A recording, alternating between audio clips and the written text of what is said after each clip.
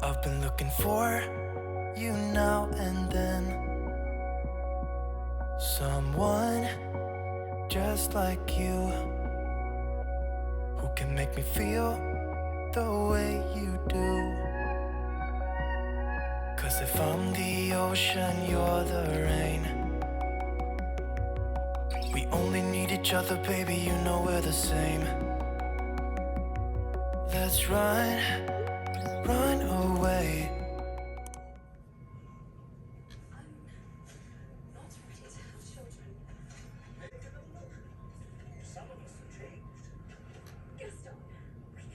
Hey loungers, what's up y'all? Welcome back to my channel. Long time no see y'all, I know, but I'm eating these nachos right here, y'all. I've been craving cheese and steak, but I wanted to hop on here and give you guys like a life update, or just an update overall, health update, life update, just an overall update of what's been going on in my life.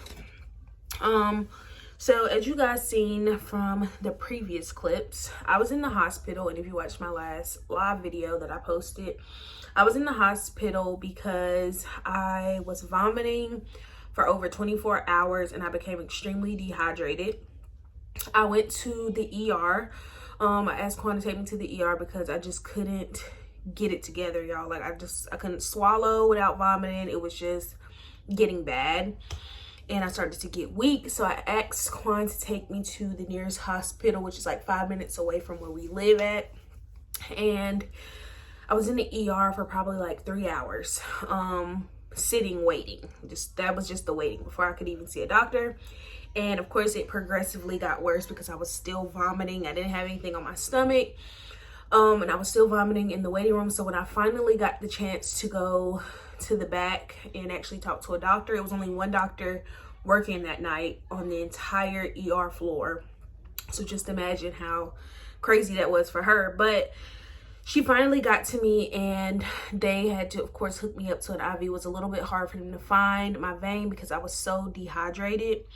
So they ended up giving me like 2 or 3 bags of fluid, and they put vinegar in the IV so that it could kind of help with the nausea and vomiting. So after being there for a few hours, she came back in and she gave me some peanut butter crackers and a bottle of water to see if I could keep it down. Couldn't keep it down. So she called my OB. He told her to run a ultrasound on me because I did not know how far along I was. And I went to get a vaginal and regular ultrasound. They didn't tell me anything after doing the ultrasound or during the ultrasound. She was just kind of talking to me, whatever. And so I went back to my room and I was waiting, and then the doctor came back in. She said, well, we're gonna have to transfer you to another hospital. So in this moment, I'm just thinking, okay, I was a little drowsy from the medicine that they were giving me. So she said they had to transfer me. So I'm like, okay, will my boyfriend be able to come pick me up, or will I have to go? She said, well, this nurse in particular said, it was a nurse. She said that, well, we're going to take you by ambulance because we want them to admit you right away. So I'm just all over the place with my emotions. You know, they're not really saying much. I'm drowsy and I'm just like really just like going with the flow. Still weak. So after that, it was over. Like it went for me. I got there at like 8 o'clock that night, you guys. I stayed until like 7 o'clock the next morning. So that next morning, a new doctor came in and he said, well, just based on the ultrasound and how dehydrated you are, we are going to transfer you. If you want somebody to come get you, you can. So I'm like, okay, so I can have my boyfriend come get me. So he was like, yeah, that's fine. So they left the IV in my arm. It's still kind of bruised right there.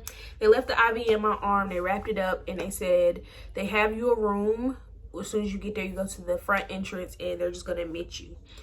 So I'm thinking, admit me means I'm going to have to stay, and nobody's still really telling me what's going on. You know what I'm saying?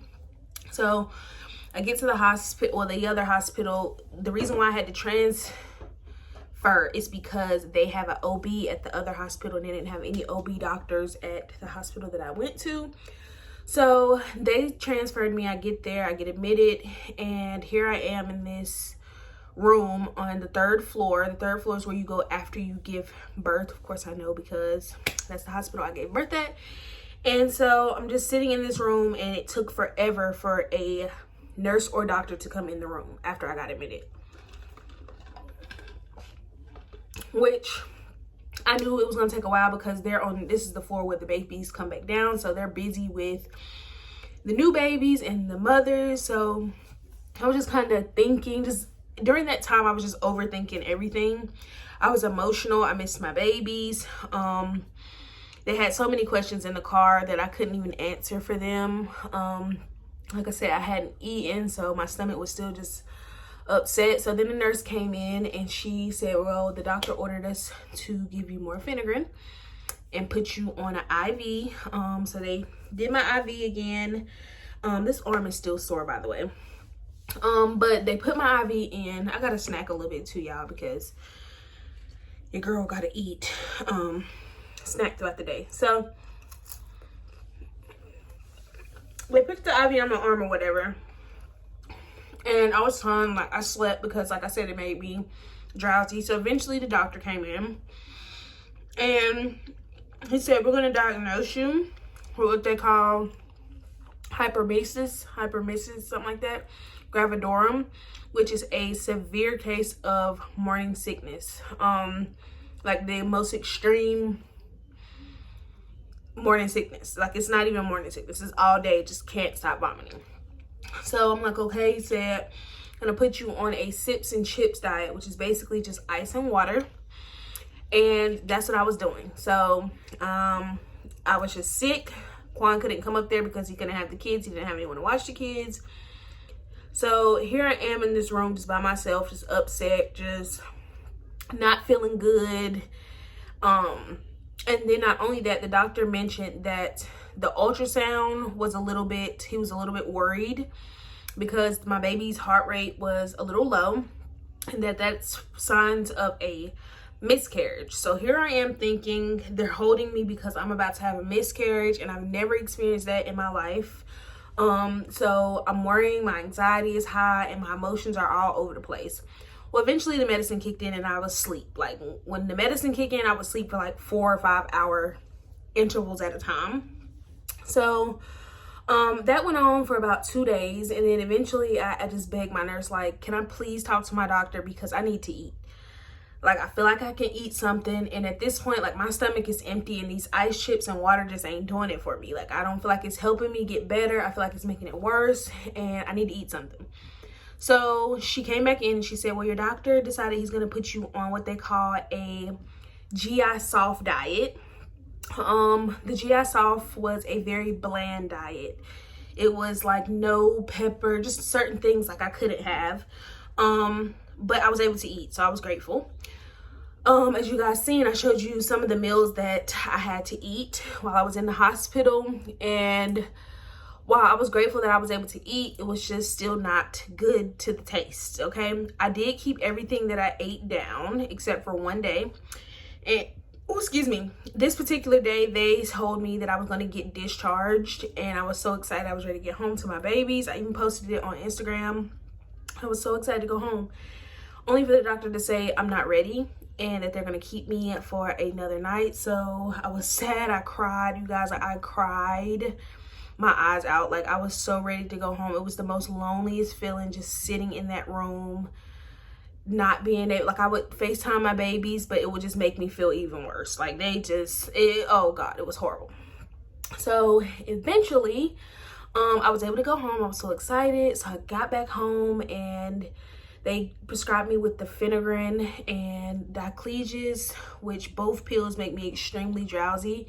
So of course I was trying to stay on top of that so that I did not have to go back to the hospital. So most of my days were me being sleepy. Like, I had to throw something in the oven for the kids, and then that was it. Like, I had to get back into bed. Like, my body just wasn't prepared to go back into mommy mode 100%. So that caught me off guard. It put me in like a little sad state. I didn't want the blinds open. I feel like I'm going through a small first trimester depression after leaving the hospital. Like, I didn't shower. Well, I showered when I got home from the hospital that first day, but after that I didn't shower for like a week. Literally just took my pills on the 6-hour basis, and just that's what it was. Like, I didn't want to do anything. But 2 weeks later, and I'm starting to feel a little bit better, I decided not to take the medicine as often as I've been taking it or was supposed to take it. So I'm just trying to balance everything out so that I can get back to the normal swing of things. Of course, I haven't been vlogging. I haven't been wanting to post anything just because I haven't been feeling 100%, and I'm just trying to get back into mom life. But yeah, I just wanted to give you guys a very brief update on what's been going on. I'm just trying to get back into our normal swing of things, y'all. Like, it's just been really, really tough. Like, and I know that I'm kind of in a not really dark space. I don't want to say dark space, but I'm going through a small depression because people call my phone. I wake up, look at the phone, and just go right back to sleep. Like, I don't want to talk to anyone. I just want to be alone. Like, and I feel like I'm emotional, and I just want to get out of this space that I'm in.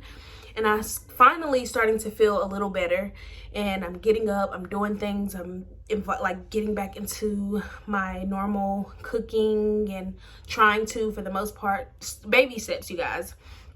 But I did have a over the phone appointment today. I found out that as of today I am 8 weeks and 2 days pregnant, and I have an appointment next week to just have like some blood drawn. I'm gonna take you guys along for that.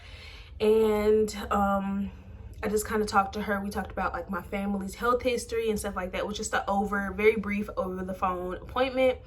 But all in all, I'm due February the 15th. That's my due date of next year, which is a day after Valentine's Day. And I'm excited. I'm so grateful that I'm just so grateful for the blessing that God has given us. I've been praying more than I've prayed ever in my life, just for the strength, my health, this baby's health, and just all things positive. And I'm just trying to get back, like I said, 100% to me so that I can get back to vlogging and putting up videos. But I am going to take my time coming back to YouTube, and I'm going to be very careful with what I do share on YouTube as far as this pregnancy. I'm gonna keep it more personal, because I did feel like I posted that pregnancy announcement video pretty early, and not that I think anything is gonna happen, but just simply for our own privacy. I'm gonna keep a lot of things very private this pregnancy, but I am gonna update you guys on the things that I want to update you guys on. Thank you everyone who has checked on me via Instagram. I'm doing okay. I'm so grateful for all of you guys.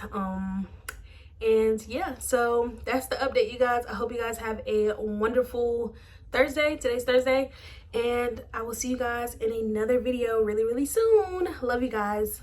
Bye.